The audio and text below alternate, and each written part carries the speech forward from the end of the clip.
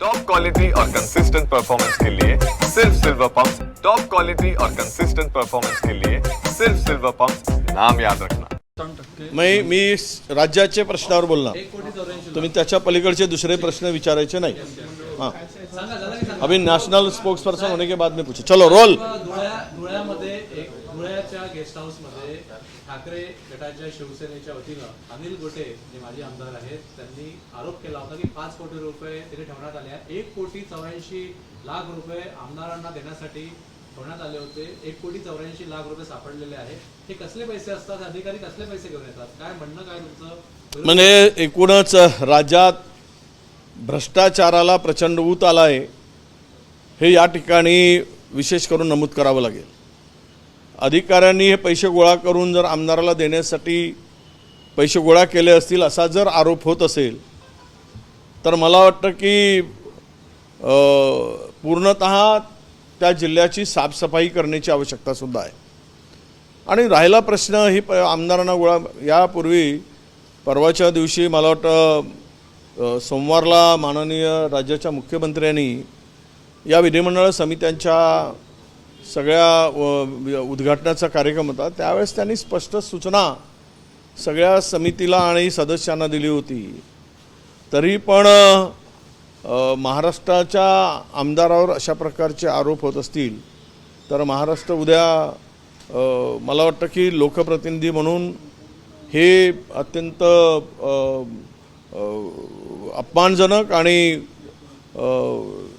न सहन करणाराच हा प्रकार आहे असं मी मानतो। मुख्यमंत्र्यांनी स्पष्टपणे सूचना दिल्या होत्या की दौऱ्यावर जात असताना जरा काही प्रकार होतात, मधामध्ये दौरे बंद केलेत, बाहेर जिल्ह्यात जायचे आणि ते दौरे नंतर सुरू झालेत। तर मी मुख्यमंत्री किंवा आमच्या विधिमंडळाच्या आमच्या विधानसभेच्या अध्यक्षांना आणि विधान परिषदेच्या सभापती महोदयांना विनंती करणार आहे की हे दौरे होऊन असा प्रकार होत असेल आणि महाराष्ट्र बदनाम होत असेल आणि त्यामध्ये अधिकारी भ्रष्टाचार करून काळा पैसा जो काही गैरप्रकाराने जमा केलेला आहे तो गोळा करून जर आपलं पाप लपवण्यासाठी त्यावर पांघरून घालण्यासाठी अशा प्रकारे गोळा केला जात असेल तर मात्र यावर विचार करावा आणि पुढे हे दौरे करावेत की नाही करावे, जिल्हा स्तरावर केले तर मग त्यामध्ये कशी पारदर्शकता राहील या संदर्भात निश्चित विचार करण्याची विनंती मी अध्यक्ष आणि सभापती महोदयांना करणार आहे।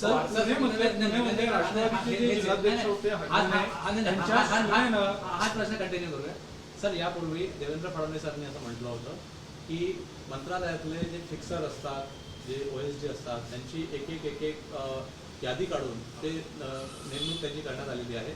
हे जे पैसे सापडले या प्रकरणामध्ये अशी कारवाई होणं आवश्यक आहे का की असे काही फिक्स? परवा मुख्यमंत्र्यांनी उद्घाटन करताना स्पष्टपणे सांगितलं, मी एका समितीचा लोकलेखा समितीचा मी सुद्धा अध्यक्ष आहे, ते विरोधी पक्षाकडे ती समिती असते। पण हे दौऱ्यामध्ये मी पहिल्या 25 वर्षामध्ये फार तर 2 वेळा गेलो असेल। 25 वर्षामध्ये मला आठवतं की मी एकदा कुठे परभणी किंवा नांदेडला गेलो आहे, बीडला गेलो आहे एकदा 25 वर्षात, आणि ते सगळं हे पाहिल्यानंतर मग मी दुसऱ्यांदा काही कुठल्या समितीच्या दौऱ्यामध्ये किंवा कुठल्या जिल्ह्यात मी गेल्याचं मला आठवत नाही, कारण मी अनेक समित्यावर काम केलेलं आहे। पण ज्या ठिकाणी तो जो हे होतं एकूण समितीच्यावर प्रश्नचिन्ह किंवा बोर्ड दाखवलं जातं त्यामध्ये लोकप्रतिनिधींची प्रतिमा मलिन होते आणि म्हणून मुख्यमंत्र्यांनी मी सांगणार आहे जसं तुम्ही मंत्र्यांचे बाकीचे नियुक्त्या करताना जे काही स्क्रीनिंग केली, आता या अधिकाऱ्याची सुद्धा त्या धुळे जिल्ह्यातील स्क्रीनिंग करा, नव्हे तर महाराष्ट्राचीच करण्याची आहे। हे मला वाटतं महाराष्ट्रामध्ये भ्रष्टाचार खालच्यापासून वरपर्यंत इतका प्रचंड बोकाळलेला आहे की त्याच्यावर कोणाचा नियंत्रणच राहिला नाही, अशा प्रकारची परिस्थिती महाराष्ट्रात आलेली आहे। महाराष्ट्र आता देवेंद्रजी म्हणत होते की स्वच्छ महाराष्ट्र करू, पण आता काल परवा ज्या काही मंत्रिमंडळामध्ये मित्रपक्षाचे सगळे काही सहभागी होत आहेत त्यावरून दाग कभी कभी अच्छा लगता है अशी म्हणण्याची पाळी सरकारवर आलेली आहे किंवा सरकारच्या प्रमुखावर आली काय हा प्रश्न आता या निमित्तानं निर्माण होतो आहे। पुणे जिल्ह्यातले राष्ट्रवादीचे जे अध्यक्ष राघवन आहेत त्यांच्या सुनेला हुंड्यासाठी आत्महत्या केल्याचं प्रकरण समोर आलेलं आहे। त्यांची त्या सुनेला आत्महत्या केली, तिची मुलगी देखील इतरत्र असल्याची माहिती आहे।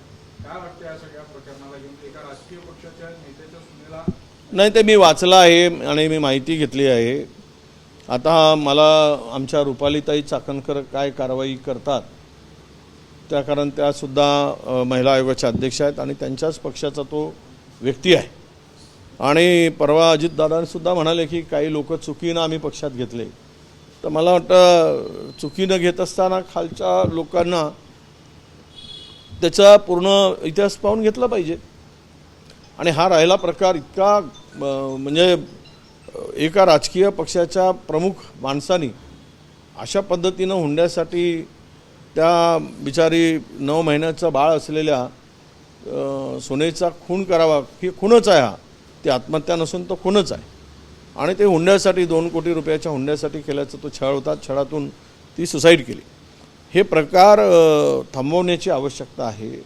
आणि मला वाटतं की राजकीय पक्षाची मंडळी अशा पद्धतीनं जर वागत असतील तर महाराष्ट्रामध्ये हुंडा संपला काय? हुंडा बळीच, कारण इतर राज्यामध्ये हुंडा किंवा हुंडाबळी होते घटना कमी झाल्या, पण महाराष्ट्रामध्ये हा प्रकार अजून आहे, तो जिवंत आहे. मग यावर काही कडक धोरण आणि कायदे पुन्हा त्यामध्ये काही बदल करायची गरज असेल तर केलं पाहिजेत. आणि अशा नालायक लोकांना कडक शिक्षा झाली पाहिजे, अशी आमची स्पष्ट मागणी आहे. महाराष्ट्रात जर बघितलं असेल तर बोगस बियाणं सर्वप्रथम आहे, त्यानंतर मध्य प्रदेश आहे. महाराष्ट्र हा बोगस बियाणांचा अड्डाच झालेला आहे. आळीमेळी चुपीचेळी तुम्ही आम्ही मिळून खाऊ असं सगळा प्रकार आहे. मी गेली अनेक वर्ष झाले ह्या विषयावर बोलतो आहे. आणि विधानसभेमध्ये सुद्धा हा प्रश्न वारंवार आम्ही लावून धरला आहे की बोगस बियाणे, ते मग कापसाचे असू देत की स्वच्छ बियाणे. परवा आमची बैठक झाली आमच्या विधानसभा क्षेत्राची, त्यावेळेसुद्धा शुद्ध वाण जे आहे ते मिळत नाही आणि हे बोगस बियाणे मिळवले जातात. यामध्ये अधिकारी आणि मंत्रालयापर्यंत याचे धागेदोरे आहेत. सगळे मिळून हा सगळा प्रकार राजरोसपणे करतात. यावर मुख्यमंत्री लक्ष घालतील, नाहीतरी शेतकरी आत्महत्यामध्ये महाराष्ट्र पुढे गेलेला आहे. पुन्हा त्याचा उच्चांक गाठू नये आणि शेतकऱ्याची कर्जमाफी झाली नाही. काल परवा थातूरमातूर औषधोपचार करण्याचा कॅबिनेटमध्ये चर्चा झाली, पण ठोस काही निर्णय कॅबिनेटमध्ये झाला नाही. अकाळी पावसामुळे किंवा गारपिटीमुळे जे रब्बी पिकाचं नुकसान झालं त्या संदर्भातही कुठली भूमिका सरकारकडून आली नाही. आणि अशामध्ये जर आत्ता हे जर बोगस बियाणे येत असतील तरी अत्यंत गंभीर बाब आहे. आणि यामध्ये किमान कायद्यात दुरुस्ती करून बोगस बियाणे विक्री करणाऱ्यावर, जो निर्मिती करतो आहे, विक्री करतो आहे, अशांना किमान 10 वर्षाची सजा असलेले कायद्यात दुरुस्ती करून नवीन बिल्स आणावं. आणि शेतकऱ्यांना लुटणारे, शेतकऱ्यांना फसवणारा हा व्यक्तीला कुठल्याही प्रकारे माफ करता कामा नये, अशा प्रकारची भूमिका सरकारने स्वीकारावी. हो, काल तुम्ही जे वक्तव्य केलं होतं की पाकिस्तानच्या 15,000च्या ड्रोनसाठी आपण नाही, ते काल मी बोललो होतो. मी काही माझं स्वतःचं वाक्य नव्हतं. एका तज्ज्ञांनी ते बोललेलं होतं की त्यातल्या संदर्भाचा संदर्भ देऊन मी बोललो होतो. मी काल पण ते बोलताना बोललो, पण आता तुम्ही सगळे चॅनलवाले डायरेक्ट माझंच नाव घेऊन बातमी चालवली. मी संदर्भ देताना तो संदर्भ दिला होता की या रक्षा वैज्ञानिक जो आपला काय म्हणतो त्याला एक्सपर्ट असतो, तो त्यांनी या संदर्भातली भूमिका मांडली होती. त्याचा पुनरुच्चार मी केला होता. मुख्यमंत्री ने आपत्तिजनक शब्द इस्तेमाल किया करके आपके वक्तव्य पे कि ड्रोन नहीं, मुख्यमंत्री ने जो वक्तव्य किया उनको शायद आपने आधी बात बताई होगी और मैं कोई वो जो कहते हैं वो उनको अभी सत्ता है, वो जो बोले तो वो सही नहीं है. सत्ता के बाजू में वो बोलते रहेंगे क्योंकि सत्ता उनकी है, वो तो थोड़ी सच्चाई सामने लाने देंगे. सवाल यही आता है कि मैंने जो कहा था वो रक्षा विशेषज्ञ ने कहा था, ये जो बात कही थी उसको लेकर मैंने कहा कि इसके बारे में स्पष्टीकरण आना चाहिए. ये मेरा वक्तव्य नहीं था. कल भी मैंने मेरे प्रेस में यही कहा था कि आप आधी बात बताते हो, आधी बात नहीं पूरी बात बताते जाओ, तब अभी इसके आगे चैनल वाले हमारे सामने आए, नहीं तो नहीं आए. यही मेरी विनंती रही. पहलगाम हमले को 1 महीना पूरा हुआ लेकिन अभी भी हमला पहलगाम हमले को 1 वो कल मैंने स्पष्ट किया है. अभी भी अभी वो हम बार बार पूछेंगे तो हम देशद्रोही होंगे, इसलिए बार बार पूछना ठीक नहीं है कि कहाँ गए अतिरेकी वो 4, वो कहाँ गए वो 49 अपना सैनिकों की जहाँ पे शहीद हुए वो RDX, वो पूछने की हमें ज़रूरत नहीं है. सरकार को पूछना सवाल हम नहीं कर सकते. सरकार सर्वोच्च है, संविधान से, न्याय व्यवस्था से सबसे ऊपर है, इसलिए उनको सवाल करना वो देशद्रोह होता है. पाकिस्तानी वाली बात बात किए, कल दिए जो बयान थे, ऐसा नहीं लग रहा है कि आप पार्टी- मैंने कल बोल दिया उसका, अभी मैंने उसका उत्तर भी दे दिया। विजय जी, क्या लग रहा है ये सीज फायर के बाद आतंकवादी घटनाएं, घुसपैठी घटनाएं ज्यादा अभी उसके बारे में मैं बात नहीं करूंगा, मैं स्टेट के बारे में बात करूंगा। माओवादी 27 माओवाद्यांना ठार केलंय. हे सुरक्षा बलाचं फार मोठं यश आहे. खरं तर नक्षल चळवळ ही संपुष्टात आणण्यासाठी जे पाऊल आमच्या सुरक्षा रक्षकांनी, विशेष करून गडचिरोलीच्या पोलीस अधीक्षकांनी आल्यानंतर, निलोत्पत नावाचे आहेत, त्यानंतर या मोहिमेला तोडण्याचं काम, नक्षल मोहिमेला संपवण्याचं काम म्हणजे प्रचंड ताकदीने केलं गेलं, त्यांना निश्चितपणे आम्हाला अभिमान आहे. आणि हे जो काल त्याचा जो नक्षलाईटचा प्रमुख जो मारला गेला, जो त्याचा पूर्णतः काय म्हणतो त्याला 6 कोटी रुपयाचं त्याच्यावर बक्षीस होतं बसवराजूवर, तर त्याला निश्चित ही चळवळ संपुष्टात येण्याच्या मार्गावर आहे.